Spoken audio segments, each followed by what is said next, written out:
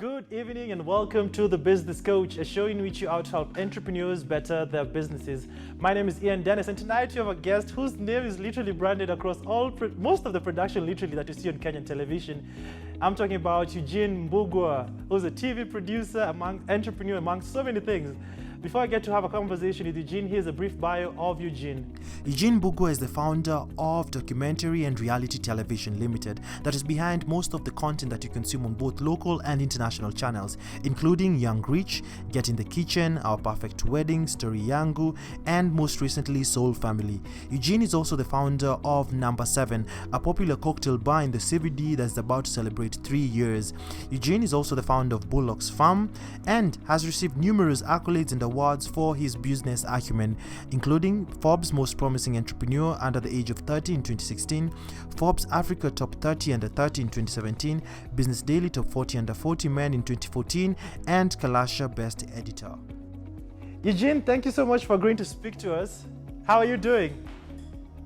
I'm fantastic, man. I'm just tired, but I'm great. No, I can actually tell. You mentioned to me some time back your day starts at 4. Yes, my day usually starts at 4 a.m. On weekdays only. On weekends, they start a bit later because of, weekends are weekends. But on the weekdays, yes. So my day starts at 4 a.m. usually, and I get to bed around 9 p.m. So it's actually a few hours to my bedtime, hence why I'm a bit... No, I can actually tell.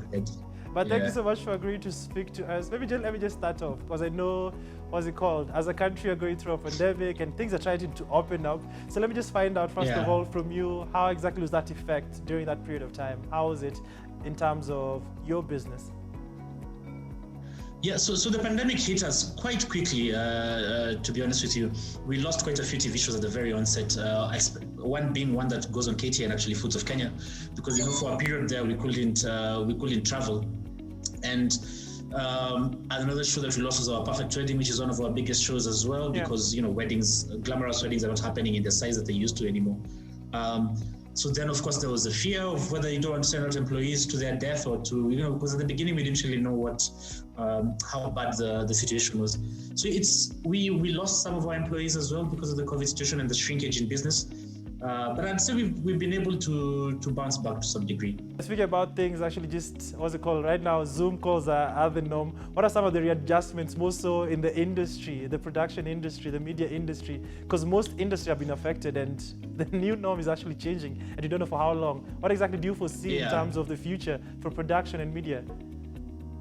So, I think for us as on the production side, one of the things that I'm really curious to see if it will happen is if we will have a lot more international productions being seconded to local production houses, because if you know quite a bit about the industry, and so for a lot of the international productions, when they want to shoot in Africa, they usually send a full crew from the States or from USA or from wherever. And I'm really curious to see if, actually, I think it's already happening to some degree, because we've had quite a bit of work from international companies that need some shoot here, some work shot here. So I'm curious to see about how that will affect the travel of crews, and if that will mean a lot of more work being seconded to local production houses. And one of the interesting statistics from this period is that consumption through VOD platforms, YouTube, Netflix, and the rise have been rising.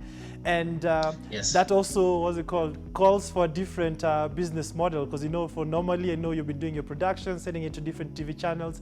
And do you think that's, what's it called, how as Kenyan productions, how can you position ourselves for that? Because, we're usually used to the Kenyan productions, and primarily because of the economic situation, productions may not go on as normal.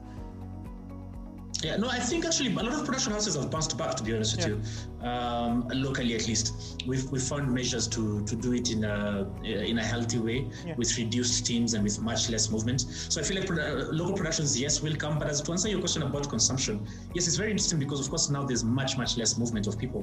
Where else you'd have guys going to concerts on a Friday, now they're home binge watching stuff. Or except the ones who are not following the COVID regulations and they're not partying.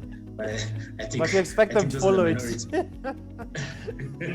But yes, overall people are on their screens more. And if you've noticed, there's a huge win for artists who are self-publishing currently, even if it's not on a professional production capacity. Look at Flacco, look at Azayed. These guys have really shown during this period. For us as well, we're also looking at if you look at what we're doing with Soldier TV, we're putting out a lot more content just for free on YouTube and stuff, because I feel like viewership online is going much, much higher, partly because people have much, much more time on their hands, not being outside and doing things. So yeah, VOD platforms, so YouTube is one of them. Of course, it's a free one.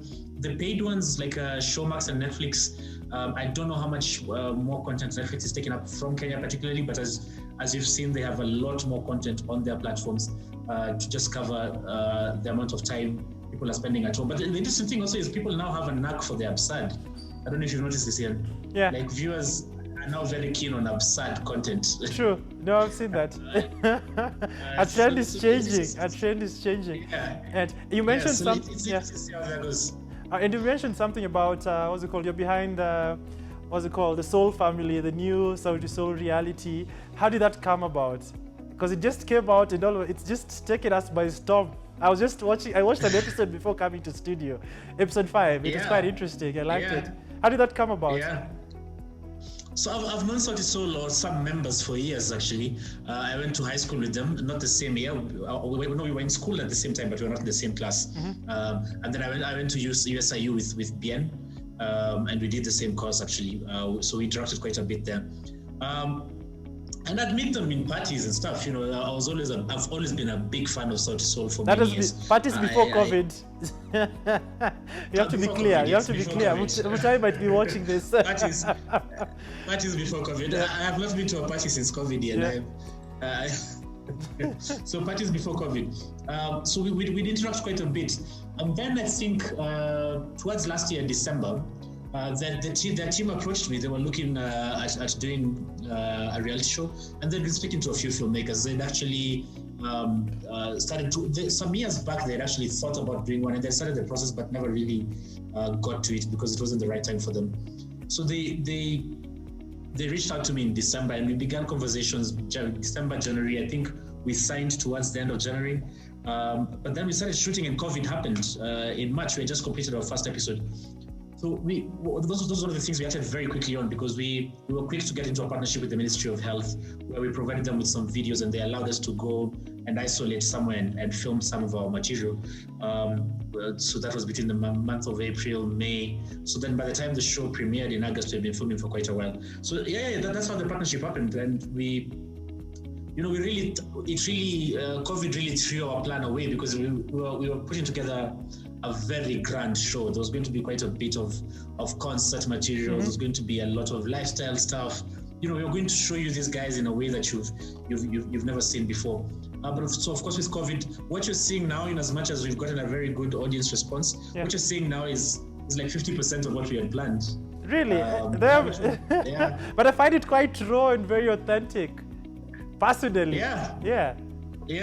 No, and that's very intentional. You know, so Soul are these huge stars, and the idea was sort of just humanize them for you. You know, because you see, again, once you can't go with as I mentioned before COVID, you were going to go grand, you know, with all this show of might of who they are. But COVID, of course, has robbed almost everybody of this. So now, and I think now more than anything, if you look at the trends again of TV. There's this Japanese reality show that became a huge hit, and it's just a bunch of people living in a house. And quite a bit of research has been done about that, and it was shown that, you know, during this period when we are all robbed of human interaction, people just want to see genuine human interaction, and I think that's what we tried to do with that show. And I think you got it right. But we are going to take a short commercial break right now, so don't touch that dial. We're going to be coming back with Eugene to speak about how exactly his name appears on all reality shows. So I'll see you after the break.